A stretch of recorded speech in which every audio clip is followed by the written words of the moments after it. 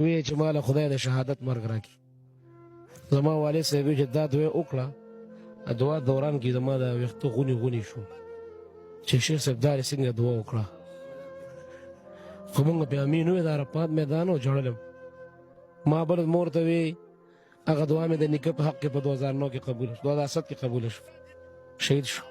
یو ډېر ملنګ شیخ یې پرون ویسته مولانا ادریس صاحب بچنګې ناست دی او دوه خبرې ورسره کوم په ډېره لویه صدمه د یوسف جان صاحب.